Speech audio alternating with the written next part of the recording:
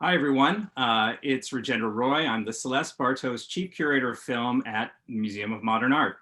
As you can probably tell, we're not at MoMA right now. I'm here home in Brooklyn, New York, along with my colleague Ron Magliozzi, who's also streaming from beautiful New York City. Hey, Ron. Hi. Even though we can't welcome you into MoMA's theaters during these very tough times, we want to bring the museum and the art we all care about so deeply to you at home, which is why we're thrilled to welcome you to our first ever Virtual Views live Q&A. And the theme this week is home movies. All right, first of all, I'd like to welcome our vibrant community of MoMA members and donors. We appreciate your support at this critical time and are so glad that you're here with us tonight. We know that many of you will be celebrating the holidays with your families this week. Happy Pesach, happy Easter. Thank you for joining us. I also want to be sure to offer a special thank you to our lead sponsor of film here at MoMA, Chanel, as well as our incredible community of annual film donors whose dedicated support enables us to present a rich and diverse offering of film programs year-round, including a very special one, which Ron and I are looking forward to discussing tonight. Private Lives, Public Spaces. We've received a lot of great questions over the last couple of days, which we'll address here during tonight's Q&A, but you can also submit your questions to us live, either here in the YouTube chat features next to the video, either to the right or below the video, depending on what device you're using, or shoot your question via email to membership@moma.org. That's membership@moma.org. And our producer will pass them along to Ron and I. We want to give folks a few minutes to get in and get settled, so we'll start off with a little intro to Private Lives, Public Spaces and the theme of home movies. So Ron, back, I don't know, it was more than a year ago probably, when you and Brittany Shaw, we should give a shout out to Brittany Shaw, Katie Trainer, Ashley Swinnerton, Peter Williamson, and everybody who worked to create this amazing exhibition. But how did this all start? Where did you get the idea to bring the idea for a home movie show, an amateur film celebration to MoMA? I thank you for the opportunity to do this, because you asked me to come up with some film programming that we could, an overview of kind of film programming we could do for the reopening of the museum. Right. The Private Lives, Public Spaces is the gallery component to a series of museum reopening film programs in our theaters that were drawn exclusively from the collection. Private Lives, everything in Private Lives was made on film. That's why we often say 20th century, because we're talking about works made essentially in the 20th century. And it was staged in the subterranean space, our Marita Gallery, which is part of the Black Family Film Center, which was an intimate subterranean space that replicated the feel of the way home movies were experienced originally. It was an intimate space in a dark space. You kind of like that idea, right? Because these films were never intended to be screened publicly originally.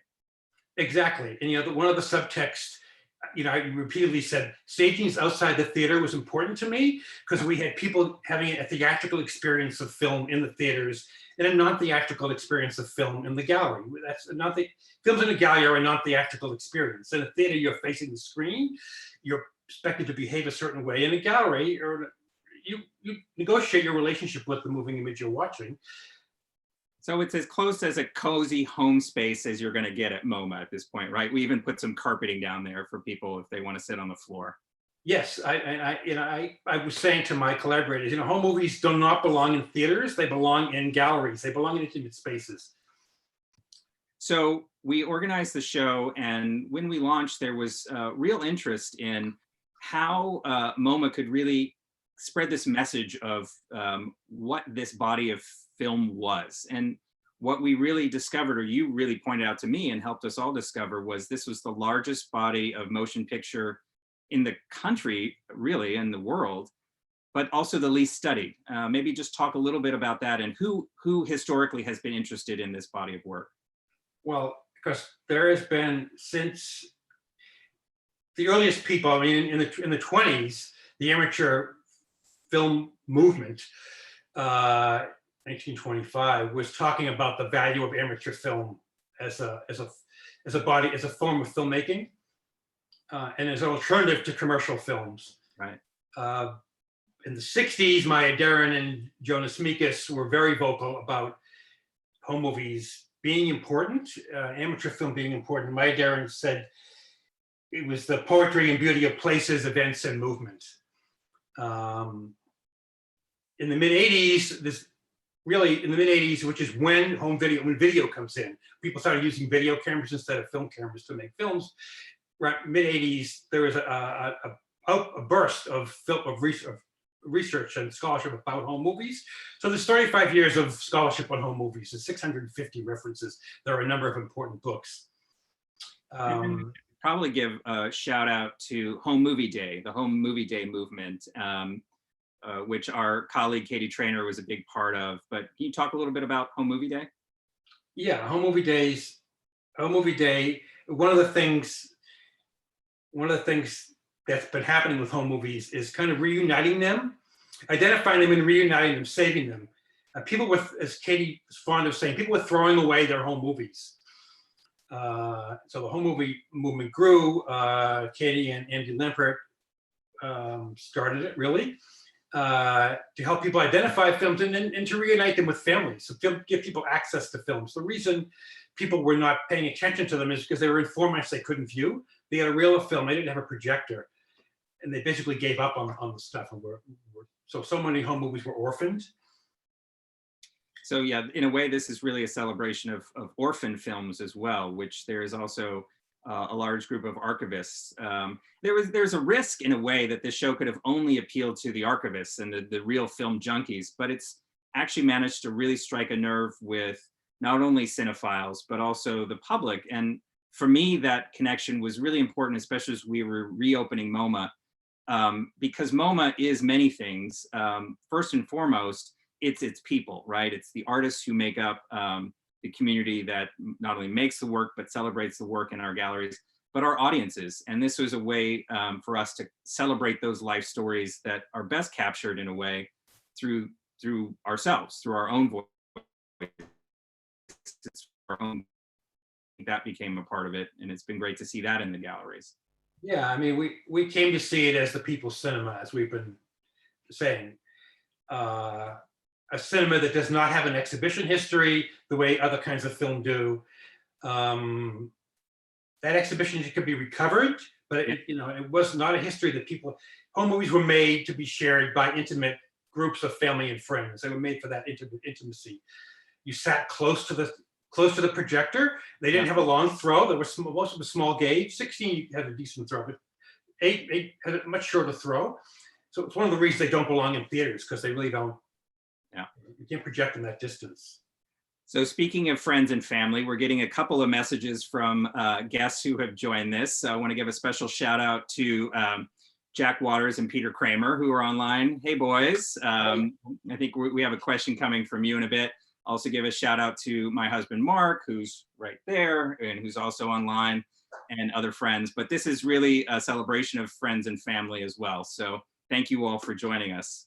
I think, shall we just jump right into some of the questions that have been sent to us? Yes, please. So one of the first ones up is actually from an artist in MoMA's collection, and that's Mary Beams. Hi, Mary. Thanks for sending in the question. And Mary's question is, what are some of your favorite discoveries in working with these films? What insights have you reached? And what parallels do you see in today's extraordinary times where people are posting online their most intimate home life? Mary is in the exhibition, actually, because there's an artist. One of the not subtext. One of the texts of our show is a relationship between amateur film and artist cinema that we explore in the exhibition. You asked how long we've spent a year, 2 years, essentially a year and a half. Every Friday, the 4 of us would sit in the screening room with a projectionist, and we would hand each other reels of film, which the projectionists would throw on the projector. We watched 650 reels of film. And that's when the notion of how the exhibition should come together became obvious to us. You could see, the hardcore family films that there were films, the travel diary films, films that had what you might think of as having ethnographic interest, celebrity films. Those differences and the similarities between those bodies, those factions of the body of work were a major revelation to us. And the exhibition took shape as we watched the films. So, and then, I mean, we're curators, right? And we approach this work with great seriousness and hopefully with as much historical context as we can provide and try and be as analytical as possible. That for me is very difficult with this material, right? This work is so personal in fact that I know some of your personal family home movies are in this show. Some of my personal family home movies are in this show. And as you can see in the how to see home movies. So as part of this new online exhibition, we've also launched a new how to see video, which you can watch on MoMA.org. And that's all about, our kind of process of putting the show together. But one of the things that's really remarkable, even in that short film, is how emotional this material makes people. And to Mary's point, we live in very emotional times. So much is going on in the world, so much loss, so much fear, but also so much connectivity or the need for it. And I'm just wondering, how difficult was it for you and the other curators on the team to kind of separate that emotional and that personal side from the more analytical work of curators? I don't feel it was difficult at all, actually. I mean, we really approached it as curators. So partly answer Mary's question, we came to the realization that home movies needed to have their own aesthetic. There needs to be an aesthetic for home movies that's different from the aesthetic you apply to artist films and to commercial cinema, and that you start from the bottom up so that anything a home movie filmmaker, an amateur filmmaker did was the way movies should be made. If there are 5 reels of film and one of them the camera is not threaded properly, then that's part of the home movie experience. That home movies could be boring, they could test your patience. I mean, artist films do that. Artists use that as a strategy. So the home movie makers were doing that too. So that was something that we learned as we watched the films. Almost like there are really no mistakes in home movie making, right? It's all part of it. Yeah, and so many artists say the mistakes are where their art starts. Yeah, exactly. Yeah, and there is a play with home movies. Home movies there's a documentary quality to them. They're also narrative. They have narratives. If you watch 10 films for one family that are in sequence, you get involved in this family's narrative. There's a narrative connection that you have with it. So maybe talk a little bit about that. It goes to our next question, but I want to give a shout out to Tashi Poo, who says, "You guys are awesome. I love home movies." Well, we love you, Tashi Poo. I hope you're making home movies too. Your name. So Prue, one of our colleagues, asked, "Where did you find all these home movies? Did you ever go to yard sales?" And I'm wondering, maybe there's a great case studies, particularly in the Jarrett family films, about how we found these and the kind of case study of that body of work. Yeah, as I said, everything in this exhibition was in the collection. So the museum has been collecting films for 90 years. They started in 1930. And a lot of the home movies entered what we call the study collection. And they were acquired by all the curators since 1930, starting with Iris Barry, who brought in the earliest films, the biograph films shot by the studio executives. And as you know, we did it when the exhibition was approved. Before we closed acquisitions, we did a shout out to the Museum MoMA staff and asked staff members if they had home movies they wanted to contribute to this, because one of our precepts was that anyone's home movies theoretically could be part of our exhibition. But everything in the show came from MoMA's collection. So we didn't go outside the collection, the other collections, to find material. I will confess that I did buy 2 movies on eBay. It's kind of a test thing. After it was approved, Katie said, "Don't do that. It's a bit dangerous. You don't know what you're going to get." But a couple of the winners came out of that. What was it about them on eBay that convinced you had to buy them, and then convinced me that I had to approve you buying them? Well, the one that will winner was My Dream Trip, which turned out to be a 5-reel, hour-and-a-half, a travel film, travel diary film. Travel logs is something that commercial filmmakers make, but travel diaries. I mean, Kodak was telling people you should be filming your family and you should be filming your vacations. That's what you were supposed to be filming when you had a camera, bought a home movie camera. That film is epic and one of many people's favorite films in the show. I mean, all the films, virtually all the films in the show were silent with a few exceptions. That made the exhibition possible, that we weren't going to have a cacophony of sound. So Peter and Jack have chimed in online, and Ron, they asked if you attended the 2001 EMEA Small Gauge Conference, so the American Moving Image Archivists, Association of Moving Image Archivists, Small Gauge Conference, and did they influence your installation? Not the installation so much. I did go to an EMEA conference, the one that was in Queens. Mm-hmm. And there's a great session done by the archivists from Los Angeles about the process of identifying a film in their collection, reaching out to the family and getting permission to show the film. And that made a major influence on, my wanting to do a show about home movies and saying, MoMA we've never looked at the home movies in our collection. This was the time to do it. Yeah. So yes, I was influenced by that. The installation, as we've been saying very vocally, was influenced really by the MoMA's own Family of Man exhibition. Talk a little bit about that, because that is pretty critical, especially to the installation of the show. Yeah, I mean, it really was not so much the theme of the Family of Man, although that would seem obvious that was our point. It really was the architect Paul Rudolph's design of the exhibition, the idea of collaging so many images, and the way the exhibition was designed. It's very exciting. And because we were, as far as we know, no other art museum has ever attempted to install home movies in a gallery in the way that we've done it. And there are 102 screens in this space. I don't know offhand how many photographs there were in Family of Man, but yeah. I mean, it's a lot of screens. I can say, I know for sure that we had to pull extra power down to the Merida galleries in the Black Family Film Center because there wasn't enough power to juice all of the screens you asked for. So shout out to Lana Hum and the installation crew for making that possible. Yeah, and Amy Kiefer, the exhibition designer, was just extraordinary. And the AV people, who said we can project a grid of 12 to 15 to 20 home movies of any size you want in a grid. And so remember, the home movies in the show are projected from grids, and there are those on monitors. And that was also, it meant something when we put something on a monitor versus a grid. So that actually leads to our next question, which came from another great colleague and curator out there, Kathy Brew. Hey, Kathy.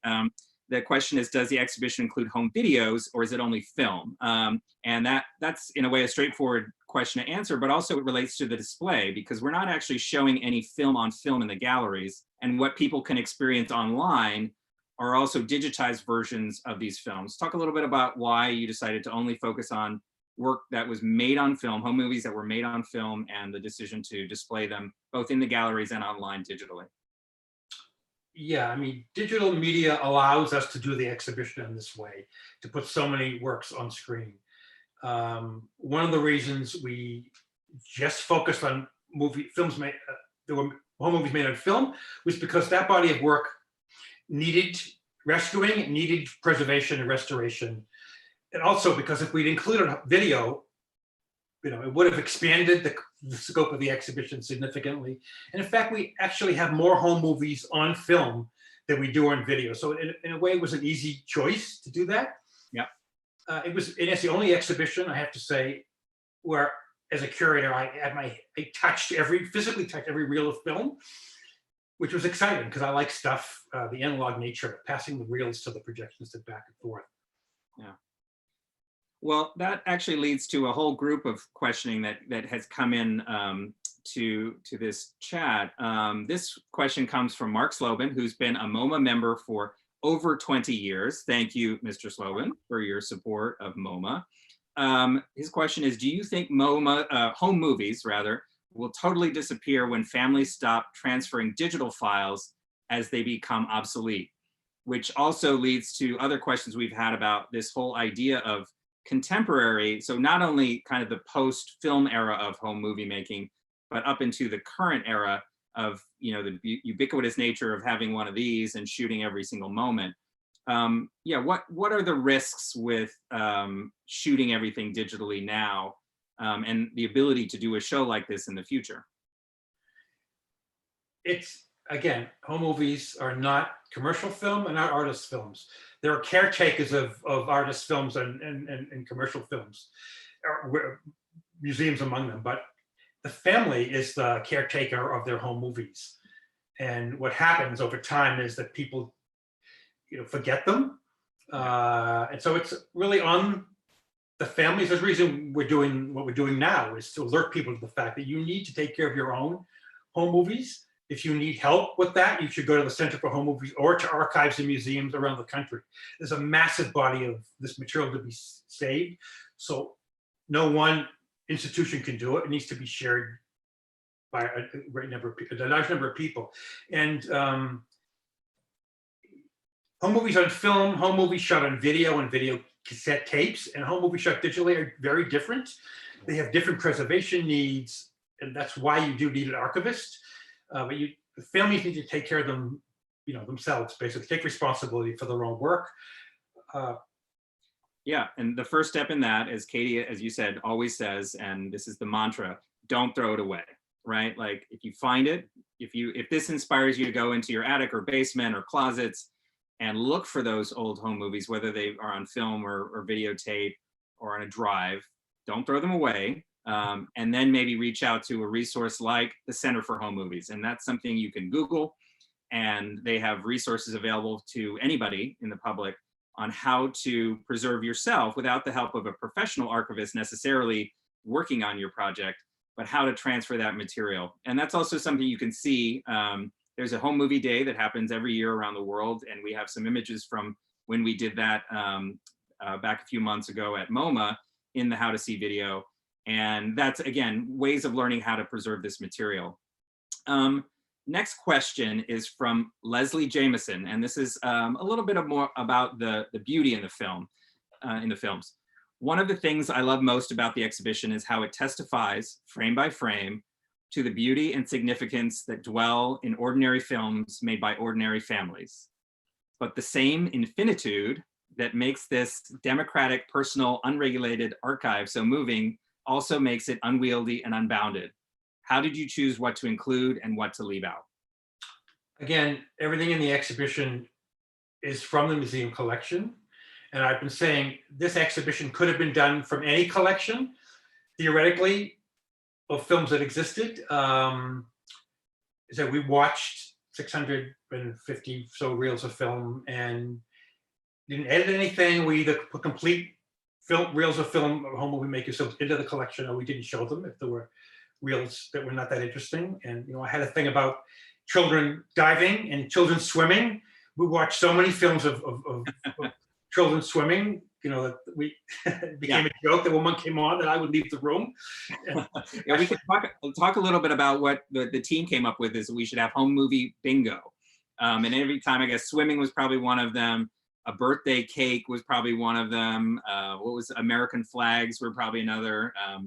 A dog running out of the frame or something like that. But anyway, there's a lot of imagery that becomes, you see it over and over again. And talk about maybe defining that aesthetic, things that maybe weren't necessarily intentional, but became a part of a home movie aesthetic that you identified. Well, the bottom line is it's the beauty of movement, really. I mean, it's these films, you can't generalize about home movies. They're not all about families. They're not all about birthdays and holidays. They're not all about, they're not all shot in the summer. They're all shot in the winter. There are home movies about the beauty of ice melting. We have some of those in the exhibition. There are home movies about rain, weather conditions. We talk about the experience of place. I prefer that to travel films. It's more about the creator and their experience of space. And everyone has a different experience, even if a lot of the gestures and performative actions that people do in home movies are similar. There's a lot more to it. As we were watching the films, we were thinking we need to tell people what to look for. I mean, you should be asking yourself, who's filming this? Who's got the camera? Is it a man or a woman? I mean, you can figure these things out if you pay attention to it. What's going on behind them? Those kinds of things. There's lots of things you can do when you watch a home movie that are remarkable, really, and they're really about the beauty of the particular point of view that the filmmaker has. So that emphasis on image comes through very clearly, both in the installation in the physical space at MoMA, but also on line with the Virtual Views exhibition that just launched today. And that is in a way because you've chosen mostly silent films, and most of the sound in the exhibition at MoMA itself was kind of ambient sound. It wasn't directed sound necessarily. And that we have a question about that from Joan L. Farb, who's been a MoMA member for 13 years. Thank you, Ms. Farb, for that. Do any of the home movies have sound? And I wonder if you could talk a little bit about that, because of course, at a certain point, sound was a part of the home movie making possibility. It was a choice. You could buy sound film. Talk a bit about your decision to include silent, especially for the online presentation. We did have some sound home movies. My Dream Trip film, the hour-and-a-half film, is narrated by the filmmaker as he goes along. He actually interviews people on his trip on buses and trains. There is that. There was one piece in the show that has a soundtrack. Edit DX film. Edit was working on, Edit shot many, many reels of home movies. She was working on a piece called Beyond Genre, which he was, again, this is the artist thing. The artist was shaping the home movies. And Johnny Donnell did a soundtrack. That's in the exhibition. In fact, most of the home movies that we look at didn't have sound. Very few of the ones we looked at had sound. So sound really wasn't a challenge that we had to face. We did consider doing, an audio guide. It would have been great to have had an audio guide so that one could have gone. You could have added some. We talked at one point about, in the home movie days, Kodak had records. They sold records, music for your home movies, which was a way of kind of shaping the kind of post-production they were suggesting you do with your home movies. We at one point thought of recording that and having that on a phone that someone could listen to. Yeah. Katie really much likes the idea that there should be conversations in the gallery around the home movies. And we liked it when we went through when the exhibition opened, when we saw people discussing the films out loud in the space. That was something that we hoped for. That's one of the reasons the silence was a benefit to the show, to the installation. So maybe as people are watching these films then at home, they can be a point of discussion. Don't be so reverent. Not everybody has to shut up while you're watching your favorite Netflix show. You can actually have a conversation as you're watching these and point out things that you're noticing together. More of a the silence can be intimidating. It shouldn't be intimidating. Right. In fact, if we have posting 9 films, I would love it if you have 9 screens available at home. Bring all 9 films up at the same time in your space. Put all the screens around you. You'll be kind of creating your own private live public spaces at home. I mean, that's one way to do it. I think I'll DJ. You can DJ your selection as well, right? You can create your own home soundtrack, especially for the Dali film. I mean, you can come up with some wild music to go with the Dali celebrity film. Maybe we can talk a little bit about artist Peter Kramer, who piped in earlier, happily. I also should mention, not only is he an artist in the collection, he and Jack, but MoMA members for over 15 years. So thank you, boys, for your support. But talk a little bit about how the home movies is being a part of the essence of experimental filmmaking. Specifically, you mentioned Jonas already, Sue Friedrich, also Jack, Michel Oder. Just talk about a little bit about your decision to include artist amateur films in the show. Well, I mean, artist films and amateur films, the same seed. They start from the same seed. That's access to the cameras. Yeah. Of non-professional cameras or 16 and small gauge works. They start together. They diverge as time goes by through the period. So there's always a connection between them, and they speak to each other. And we will pitch in the exhibition. Artists got it. The artists of all the groups of people that we pitched to, artists, curators, regular folk, the artists immediately got it. Ernie Gear and Ken Jacobs, Cindy Sherman, Peggy Ashwish, they're in the show, and they got it immediately. Nathaniel Dorsey. So it was very important that they be part of the show, and that isn't. And we tried to, as I said, blur the distinctions between artist films and amateur films. There are artist films on the home movie wall, actually embedded in the wall. That happens throughout the show, and there's there are home films that we, the hardcore family home movies. There are films by obviously very talented, artful amateurs, if you want, untrained artists, and then there are the artist films. And there was an effort to make people see the connections between them when we install the show. I'm wondering if also we can talk a little bit about the nudge that tech and commercial enterprises has had in this. I mean, you can't underestimate how critical Kodak has been in the proliferation of this art form, right? I mean, it's part of the how to see. You actually show some of the advertising and the context of, again, film your families, film your celebrations. Talk a little bit about how the technology evolved and kind of propelled this forward, because it really was a thing. I mean, I remember my dad popping in the cartridge into the camera, you shoot it. I mean, that's a huge difference, right, between today's digital apparatus and the home movie cameras. You knew you had only as long as that reel of film was, just a few minutes to capture whatever was important. And then you had to wait for it to be processed and developed until you get it back and then have everybody gather around as you project it. Talk a little bit about, yeah, how you just thought about the technology, how you thought about the commercial element to the whole movie, home movie phenomenon. Well, we did a lot of research into the way that home movies were sold to the public, the cameras were sold. Technology is very important. And the price of technology was very important. The earliest home movies in our show were shot on 35 millimeter. The only people that had 35 millimeter cameras were studio executives. So they're Biograph studio executives' home movies. They took their family to the studio on 14th Street, went onto an empty film set and shot their home movies. In the 20s, the 60 millimeter cameras were relatively expensive, and it was they were marketed to wealthier families, so wealthier families had access to them. But the 60s, when 8 millimeter comes in, they become progressively more and more democratic in the sense of be accessible to more people.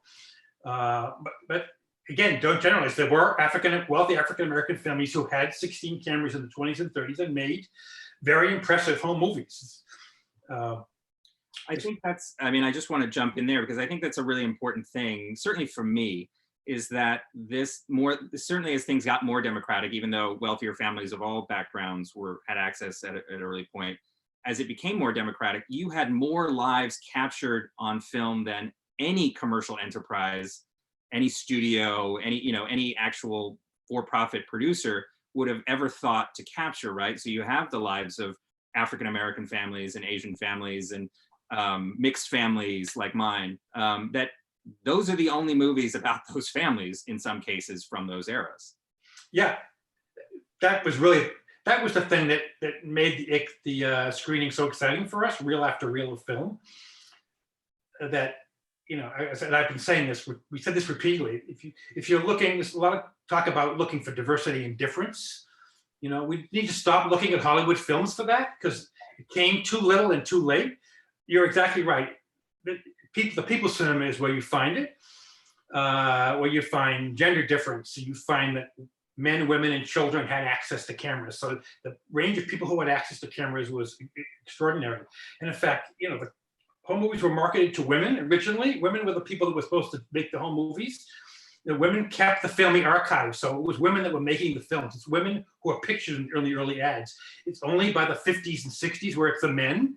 And by the 70s, there's actually advertising that suggests that women don't have the competence to use a camera.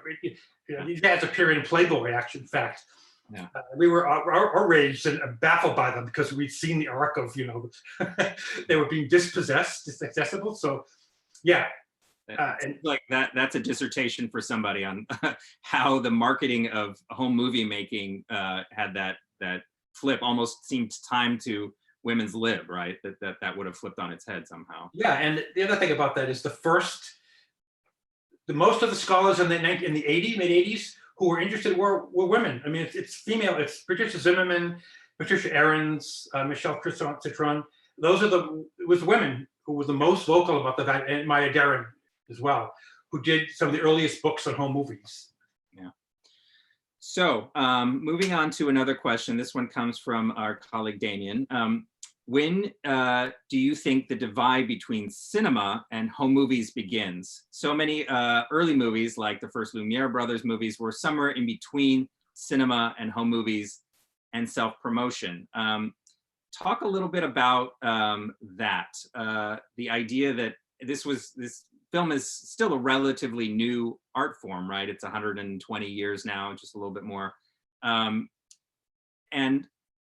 it was all invention at a certain point, right? In the early years, it was all invention.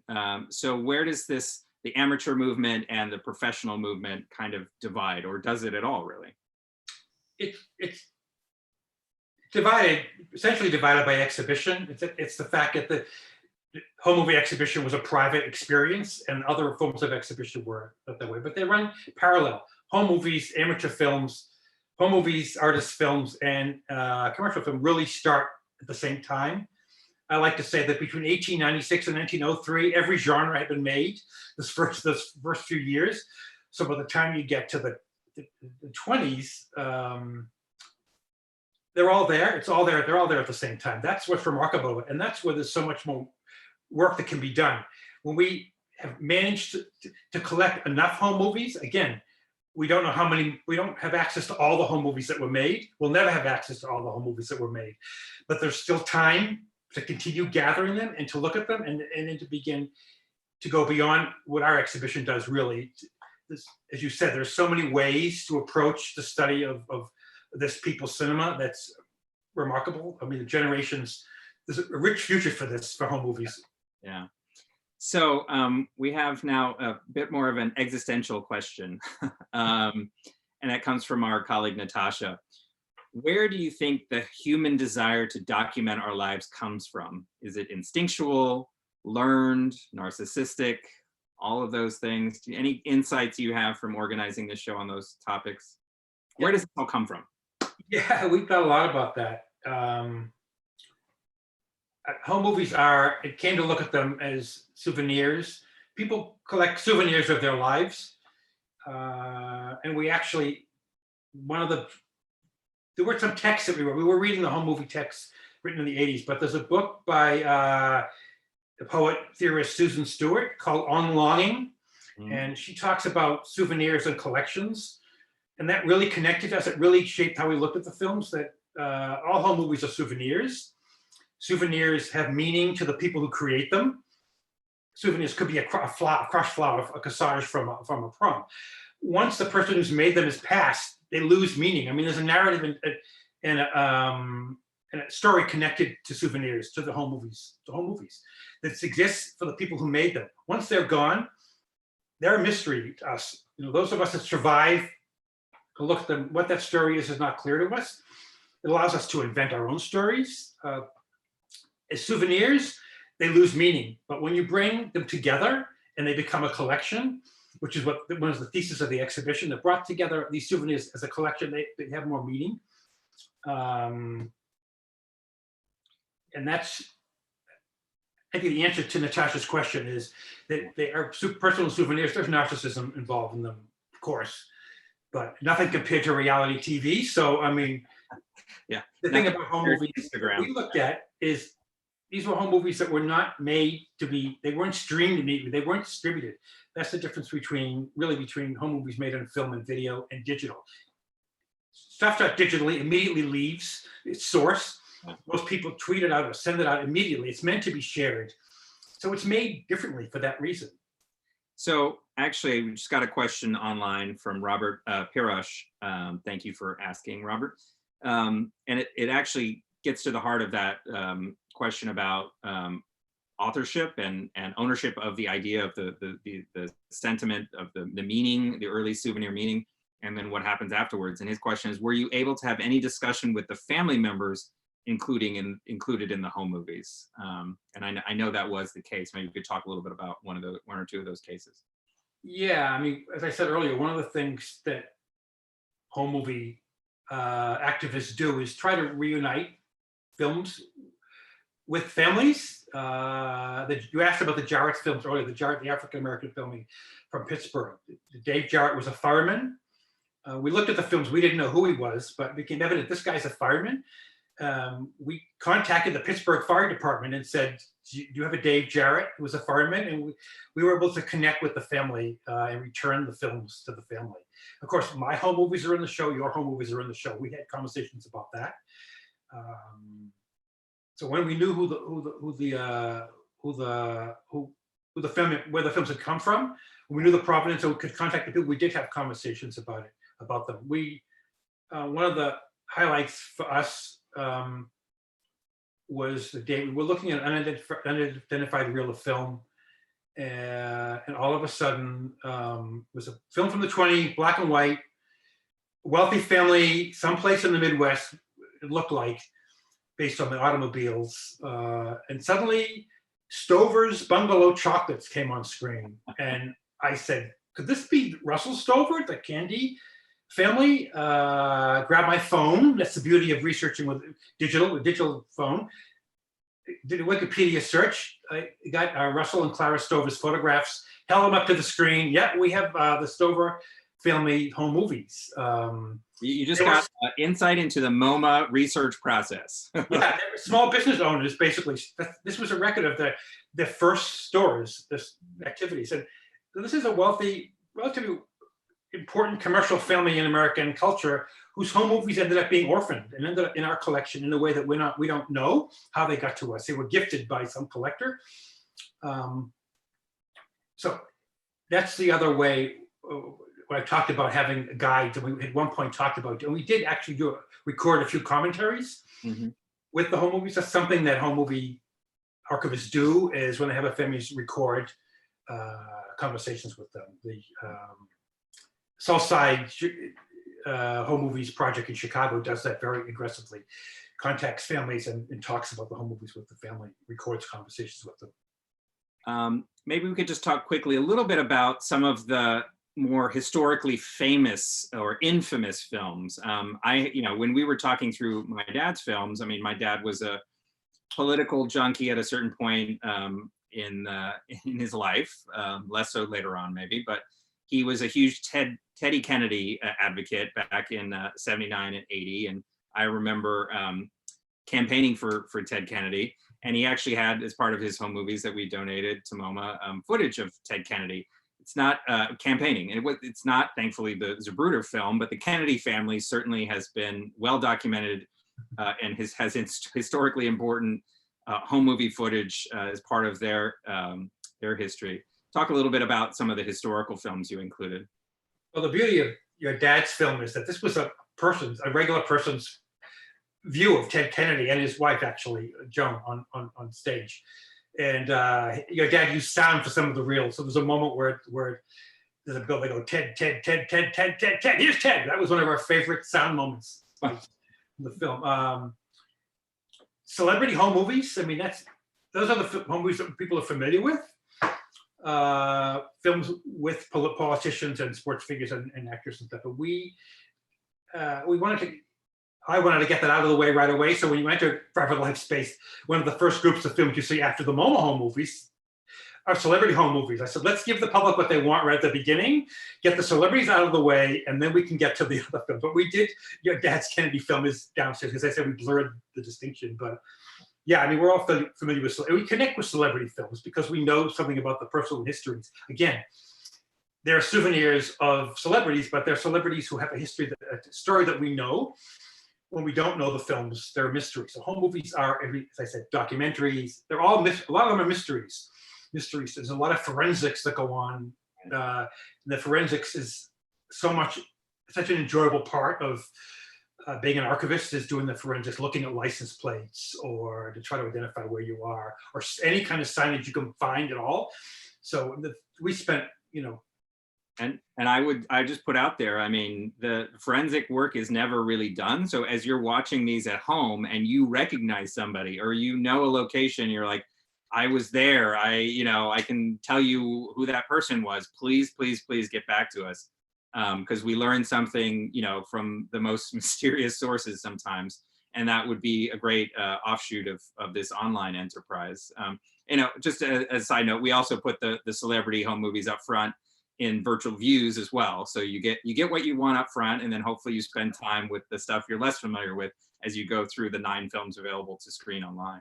Yeah, this is me personally. I was more interested in the non-celebrity films. I've spent a lot of time with classic films. I've had it with celebrities, they're okay, but I would rather look at regular folks because it's really part of the mystery. I mean, I get it very much engaged, and we all did in seeing what there is in the films.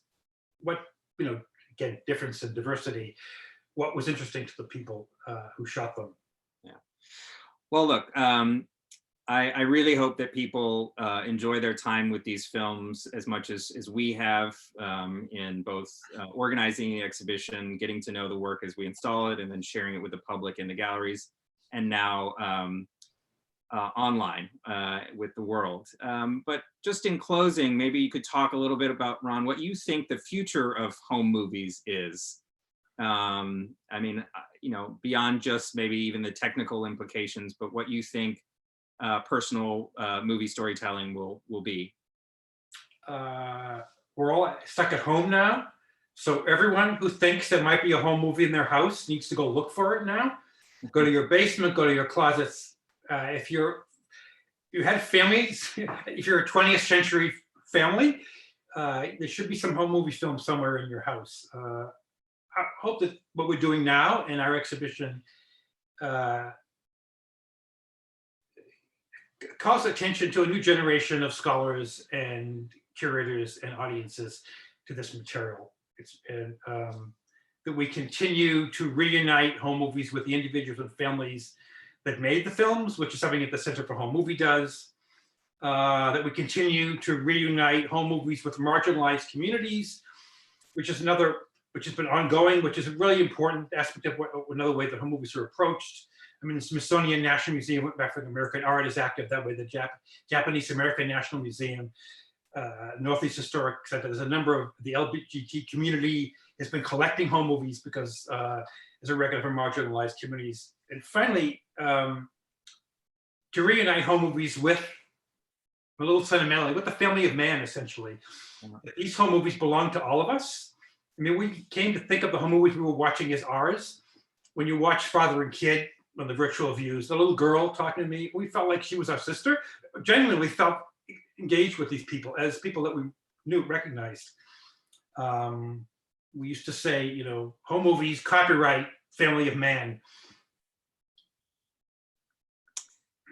Well, it's also an opportunity perhaps, and I know this is one of the prompts as you go and visit the exhibition, to think about creating your own memories and your own movies in this historic moment, certainly, capturing the lives of the people you're with and the people that you miss. And again, backing up those phones, saving them once you've made them. But I really want to thank you, Ron, again, and Brittany and Katie and Ashley and Peter and everyone involved on our team, and everyone at the museum who's been involved in both the gallery installation and now the online installation, for working on this, because it has been for me the perfect balm for this moment, to be able to reconnect with the lives that are in these films. I want to thank our producers tonight, Sean and Howie, for making this work so perfectly smooth, at least on our end. Maybe no one was listening to us this whole time. We've just been talking, but it was great for us. Hope you guys can enjoy this at some point if you haven't already. I want to thank all of you for joining us. If you haven't already, please check out Virtual Views page on MoMA.org, where you can watch our How to See Home Movies episode that just launched, as well as the 9 films from Private Lives Public Spaces. Stay up to date with the museum on MoMA magazine, that's on the website. And thanks again for everyone for tuning in. Stay home, stay safe, make movies, enjoy more virtual views, which will be arriving from MoMA over the next few weeks. Thank you very much, and good night. Good night.